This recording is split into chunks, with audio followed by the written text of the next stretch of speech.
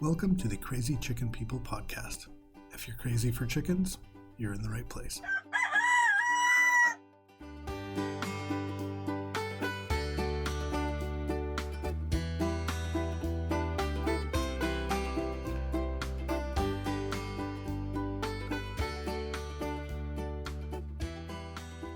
Hey, what's going on, chicken people? Thank you for making me a part of your day today, and I'm really excited to get into this episode. I'd like to get a little bit deeper into why it is that I feel so passionate about raising chickens and why they're so important to me and my family. I think that if you're going to spend time listening to somebody speak on a topic that you care about, that it's important to know that that person is just as invested and committed to that thing as you are. And if I'm going to ask you to listen to me talk about chickens, then it's only right that you would know I'm just as crazy about these animals as you are, that I have a genuine love and appreciation and respect for them. So to keep myself from going on, I thought that it would be fun to do a top 10 list. And it was kind of difficult to get that down to 10. In fact, I want to throw in an honorable mention too. And that is that I think it's really important to remember that by raising your backyard flock and producing eggs for yourself, or maybe for yourself and your friends or family that you might share them with, you're making a real impact against the need of factory farming. Now, if you've seen any of the documentaries like Dirty Birds or The Trouble with Chicken, then you know how terrible these places are. As somebody who loves chickens, it's really hard to watch that. I mean, it's terrible what they do across all factory farms, all kinds of animals. But to watch those ones about chickens, it's sad. So I think if you can do something to make a difference there, as small as that might be, knowing that every time you bring those fresh eggs into your home or share them with your friends or sell them as a part of your small chicken business, you are making a difference. And it might be small, but if everybody makes a small difference, that adds up, right? So I think it's something that you can be proud of. And I think that it's important to share that pride and that joy and that feeling when you share your eggs. I love telling people how well my chickens are cared for, how much we all love them and the joy that we get out of them. Something else that you can kind of add to that list of things that keeps you going. So I do want to start getting into this top 10 list, but before I do, I feel like I need to acknowledge something, at least that I'm hearing. And I hope this can be appreciated. I thought that I had found the most quiet and secluded spot on our property where I also had access to power to plug in and everything. I thought that this would work as far as keeping all other noise out of the room. And, if I heard a dog barking or airplanes overhead, I'd probably just keep looking for something else. I don't hear any of that, but I can't get away from the roosters crowing. And I don't know how well that's getting picked up in the background. But I think that's probably the one background noise that I have to be okay with. Anyways, I thought it was funny because as I'm sitting here talking, all I hear in the background is roosters. I'm like, oh my gosh, how much of this is actually coming through? Okay, so with that acknowledged and out of the way, here we go. Number 10, chicken people. I've met some really great people in this adventure of collecting and raising chickens. People I've met that have bought chickens from me, people that I've gone and bought chickens from. I've struck up conversations with folks at feed stores. I'm seeing them kind of going back and forth, looking at birds, and I'll see them look something up on their phone, and you can tell that maybe they're struggling. They're trying to figure something out, and I'll just start talking to them about, hey, are these your first chickens, or which ones are you looking for, or why are you interested in those? Everyone that I've met has been so cool and genuinely good people, and for the most part, they love talking about chickens. So, that's probably something that's gravitates me to those type of folks, but it's great. I can't remember one person that I've dealt with, whether it was a business deal or even just asking advice for. I don't remember any of them being like jerks or anything, just all genuinely nice people. And, you'll see the disagreements and stuff online in different chicken forums. There's certainly some debated topics in the chicken community, but for the most part, everyone is ready to help out and offer advice or support in any way that they can. And I think that's awesome. It's a great community. And, that's, again, one of the reasons that I wanted to start doing this was to get myself further into that community and really try to connect with some of those people that I've really enjoyed meeting. So there you go. Number 10 is chicken people. Number 9 is the challenge of raising chickens. And I don't want to scare anyone off of chickens if, you've just started your flock or you're considering starting your flock, because raising backyard chickens does not have to be very difficult. I think a small flock that keeps you and your family in eggs regularly and, maybe a few extra, I think you can do that in a few hours a week worth of feeding and cleaning and general care. And maybe that goes up or down, but it's not a huge time commitment. It's not a huge financial investment up front. It doesn't need to be, at least, especially when you consider the payoff on that investment, because the payoff is so worth it. Now, that said, myself, I've never been one to take the easy path, I guess. I dive all the way in. And I think that's because I do like the challenge. When I'm passionate about something and I develop this need to master it at a high level and to be successful at it. Sometimes that's only temporary success. I get there, I'm like, all right, I did this thing that I tried to do. And sometimes I'll move on from it.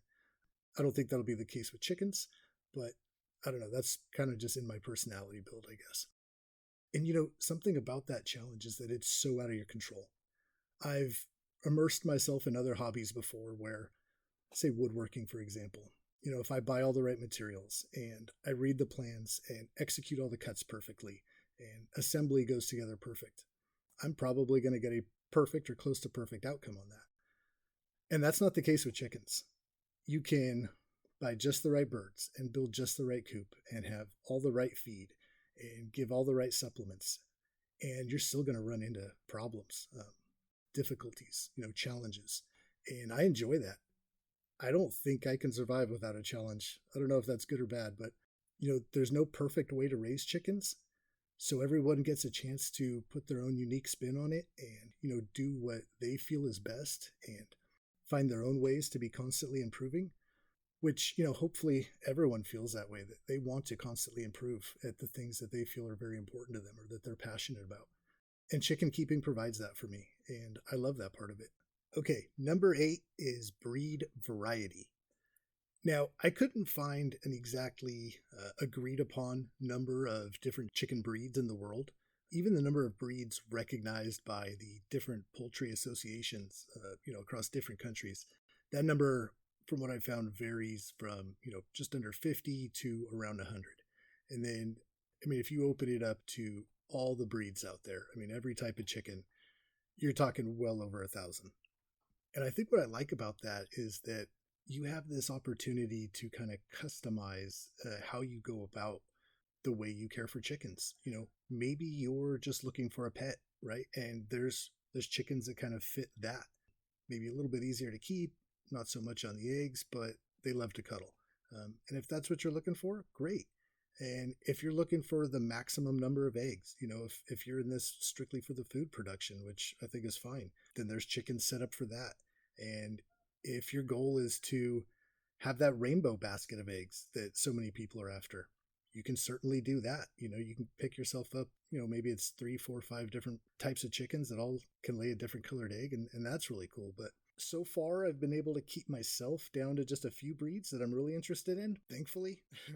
Probably one day that little devil chicken on my shoulder is going to win the argument, and I'm going to end up with way more chickens than I should have, I guess. We'll see. I'm sure it's in the cards at some point, but right now I'm very happy with the ones that I have and trying to work on developing those and see how that goes. Number 7 is that I really like building chicken coops. And that's because I just like building things in general. And that's something that, going back to 6th grade is actually the one instance that I can kind of point at that I kind of built off of. We were building these pyramids and, they were 6-7 feet tall, something like that, plywood. And we were mixing up mud and straw to create these bricks. And we were going to have the most structurally sound, symmetrical pyramid in that 6th grade class. That's probably why I got into the building trades. So I just keep building stuff, grow out pens, breeding pens, brooders. I think eventually I'm probably going to try to build some sort of a coop in the house. And that's when my wife will finally shut this whole thing down. Number 6 is that chickens are surprisingly great pets. And I didn't expect this when I first got into chickens. I didn't think that these little birds could express so much personality or bond with a human. I've got some of my more social hens that they'll happily jump up and sit in my lap, eat treats out of my hand. We'll watch Darth Vader or Yard Rooster jump around from one goat to the other, which is hilarious. Two of my girls, the Barred Rocks, they come running every morning.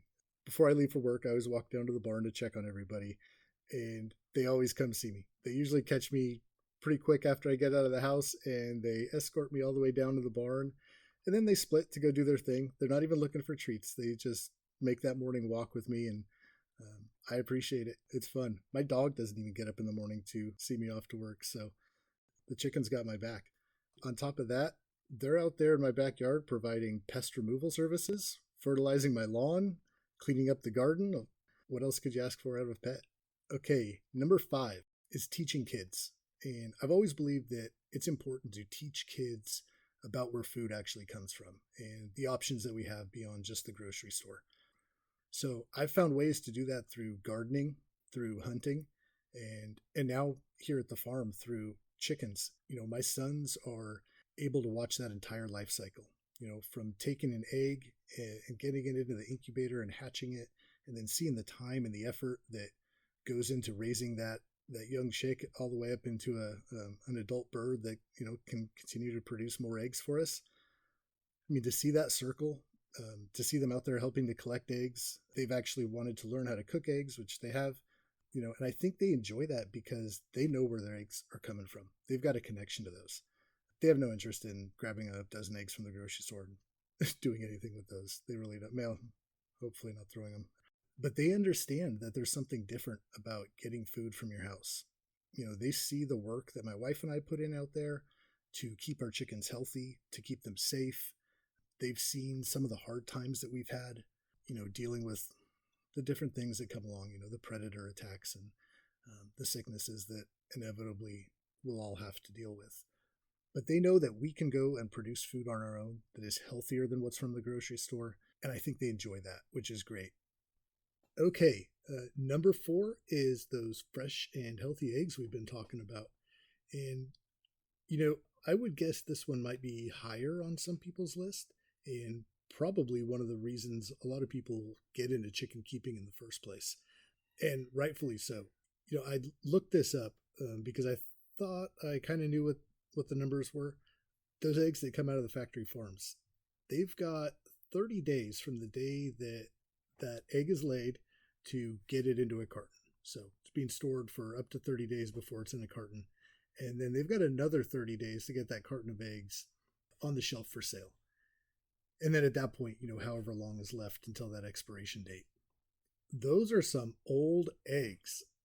They're old and they are low quality, and they're probably coming from very unhealthy chickens. They're nothing like the ones you're going to go pull out of your coop. I mean, it's a day and night difference. They're hardly even the same food.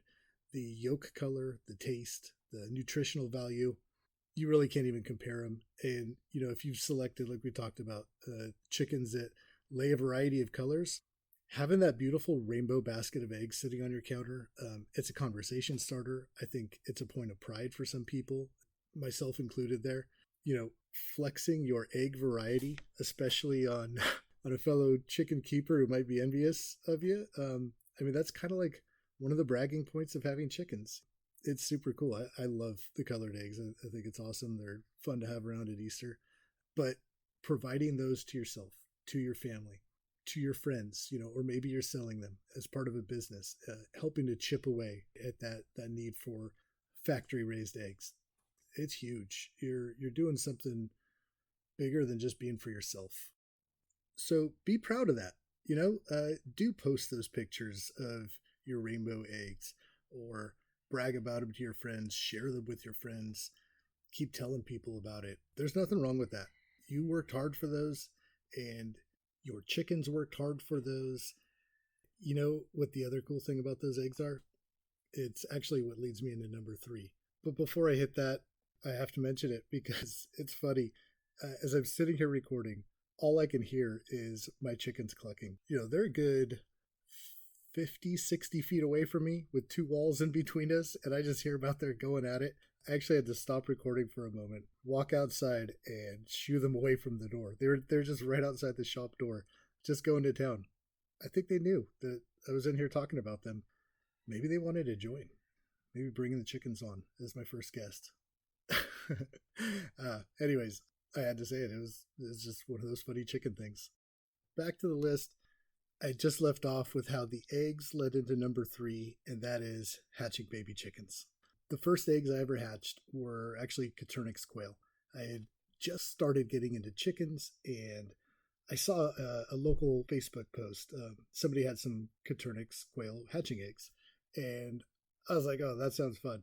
So went and got an incubator, got some of those eggs, and got it all set up. 18 days later, I've got an incubator full of baby quail, and it was so much fun. You know, counting down the days, being nervous about if was the temperature holding and did I get the humidity right? Are they actually fertile eggs? Is this even going to work? Did I completely mess it up? I remember like right up to that, day 17, I'm like, oh my gosh, it's not going to happen. But then it did, and all within actually a pretty short period of time, they all popped out and actually had a really good hatch. We eventually moved on to actually hatching out some of our own eggs from our silkies. I don't do huge batches because I don't have a need to, have 50 babies at a time, but even, just hatching out the 12 eggs and, hopefully we get 8 or 10 or sometimes more than that out of it. It's awesome, man. It brings the whole family together. We always set it up so that hopefully they're hatching over a weekend so we can all be here for it and we get to watch them come out one at a time and just see, hey, what colors did we get? And you get a chance to learn some new things too. There's some things that come along with taking care of freshly hatched chicks that you don't get to experience from the feed store. Splayed legs is, if you haven't seen that, that's sometimes they'll be born and these little birds cannot stand up. I don't understand exactly what the issue is. From what I read, there's a tendon that just it doesn't end up in the right. I don't know exactly, but I have looked at ways on how to help them work through that and heal from it, and been successful in it. I think that was actually, to me, what felt like the first kind of significant healthcare sort of thing that I've done with a chicken. It's like, no, I didn't call a vet. I fixed that chicken's broken legs on my own. And not that I don't feel a connection to all the birds that we hatch anyways, but you don't forget those ones that almost didn't make it. Okay, to keep it moving here, on to my number 2 reason that I love chickens so much is chickens are so funny. This whole time we've been here, I'm hearing my chickens in the background, and I'm hoping that not too much of it comes through the audio, but I kind of like the idea of some of it coming through. It's just funny to have that sound bit going on in the background, but naturally on one of the few types of shows that it would be appropriate. I mean, I just can't tell you how many things I see on a daily basis that just crack me up. I've got this video on my phone of our yard rooster, Darth Vader, and he's standing on the back of a goat, and he hears one of the other roosters crow, and he hunches down, and he launches himself up, and he flies out about 8 or 10 feet, and he jumps up on a tall fence and lets out a big crow. I mean, what's he doing? Just, hey, if you're doing it, I'm doing it. I'm in charge here, which he definitely believes that he is. I mean, he's Darth Vader. So the birds just crack me up. To see them with my dog, to see my kids try to catch them, their little moves, it's one of the funniest things. And it's not even anything special, but seeing a chicken really run, that big body on those little skinny chicken legs wobbling back and forth, it almost, I don't even know, it's like a bag of potatoes on legs or something. It makes me smile, and it always gives me something to talk about with, well, usually only with other chicken people, because I've found that my non-chicken owning coworkers don't find the humor in it like I do. That's fine. I still send them pictures of funny chicken things, whether they like it or not, because that's what I do. But yeah, just the stories that they give me to talk about, the dozens or probably more like hundreds of pictures on my phone of just catching chickens at funny moments. I mean, if you've ever seen a brooder full of little chicks and a bug flies in and one of them gets it, or they're all going after it and then one gets it and He's like a dog who finally caught the car. He doesn't even know what to do. He's running around that coop with that little moth or whatever it might have been, and the other chickens are chasing him around. And I just maybe I find too much pleasure in the simple things, but I rarely get as many good laughs throughout the course of the day as I do when I'm just hanging out in the chicken yard and watching them do their thing. So, I mean, at the end of the day, we all want to smile, right? We all want to laugh and just generally be happy. And that's what the chickens do for me. In fact, that's my number one thing that I love about chickens is that they just generally make me so happy, whether it's because of how funny they are, or because as I was able to nurse a newborn chicken up to where it should be health wise, or because I get to give out these wonderful eggs to people, or feed them to myself and my family. There's just so many things. There's some satisfaction. I mean, for me at least, just raising those chickens up from the first day they're born until they're laying eggs and beyond. To know that like I've seen that chicken every day of its life. I know everything about it. She knows me. They all have a story. They all have their unique personality. Even the mean ones. Jeffrey, who chases me around every time I go into his run, even he makes me happy. I know that I can count on Jeffrey to attack me when I go in his chicken run. I know that I better not go in there with shorts on. And I don't avoid it. I'm not mad at him. Brock Purdy as well. He actually comes at me even harder. I mean, I'm standing there giving him food or collecting eggs or whatever it might be. He's hammering me, right? He's like you would see if chickens were fighting each other. Jumping up in the air, feet coming at me. He's pounding away, and I don't know why it is, but it just makes me smile. And I mean, at the end of the day, that's what it's about anyways, right? We're all just doing things day to day that make us happy, that make us smile. And for me, it's my family and it's my chickens and the other animals. I mean, I could tell some good goat stories, but all of it brought together is, I'm happy out here every day. And what else could I really need or ask for? I want to thank you guys for listening. Would really appreciate some feedback. If you want to shoot me an email at crazychickenpeople@yahoo, would love to hear what you thought about the show. Anything that maybe wasn't so great or that you'd like to hear more of in the future. Send me your own list of reasons why you love chickens. I would love to hear them.